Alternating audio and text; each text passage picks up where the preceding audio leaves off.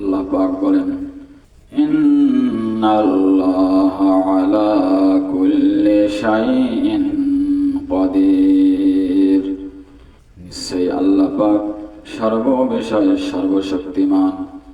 সম্মানিত হাজিরিন, আল্লাহ পাক যে সর্ববিষয়ে সর্বশক্তিমান এর বহুত প্রমাণ রয়েছে। একটি প্রমাণ আমরা শুনি, যেমন কিতাবে আছে, মিশরে আল্লাহ পাকের এক ওলি, উনি নীল নদের তীরে হাঁটছিলেন, হাঁটাহাঁটি করতেছিলেন। এমন সময় দেখলেন পাহাড়ের উপর থেকে, জঙ্গল থেকে একটি বিশাল কালো বর্ণের বিষাক্ত বিচ্ছু দূরত্ব আসতেছে। সেই বিচ্ছু দূরত্ব বেগে এসে সেটি নীল নদীর তীরে দাঁড়িয়ে গেল। তারপরে আমি দেখলাম সেখানে দূরত্ব বেগে একটি কুমির চলে আসলো, আর বিচ্ছুটি তখন কুমিরের পিঠে লাফিয়ে বসলো। অতঃপর কুমিরটিও দূরত্ব চলতে লাগলো। এই দৃশ্য দেখে আমি আশ্চর্য হয়ে গেলাম। তারপর আমিও কুমিরের পিছনে পিছনে যাত্রা শুরু করলাম। যারা আল্লাহ পাকের হক্কানি ওলি, হক্কানি পীর, তেনারা তো পানির উপর দিয়ে হাঁটতে পারেন। আল্লাহ পাকের ওলি তখন কুমিরের পিছনে পিছনে যাওয়া শুরু করলেন। আল্লাহর ওলি বলেন, কুমির তখন দূরত্ব চলতে চলতে নদীর অপর কিনারে গিয়ে থেমে গেল। বিচ্ছুটি তখন এক লাফে তার পিঠ থেকে নেমে জমিনের উপরে পড়ে গেল। বিচ্ছু তখন আবার দৌড়া শুরু করলো। বিচ্ছুটি দূরত্ব চলতে লাগলো, আমিও তার পিছনে চলতে লাগলাম। আমি দেখলাম বিচ্ছুটি দৌড়াতে দৌড়াতে এমন একটা জায়গায় গিয়ে থেমে গেল। আমি দেখলাম একটি বৃক্ষ, একটি গাছ। সেই গাছের নিচে আল্লাহ পাকের একজন বান্দা শুয়ে আছে, ঘুমিয়ে আছে।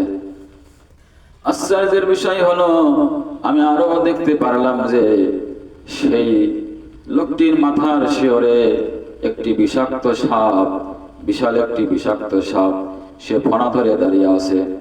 সাপটি ওই বান্দাকে দংশন করবে।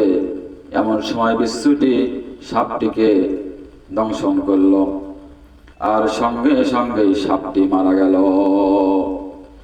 এই দৃশ্য দেখে আমি আশ্চর্য হয়ে গেলাম, আর আমি সঙ্গে সঙ্গে সিজদায় পড়ে আমি বলতে লাগলাম, আল্লাহ তাআলা নিশ্চয় আপনি সর্ববিষয়ে সর্বশক্তিমান।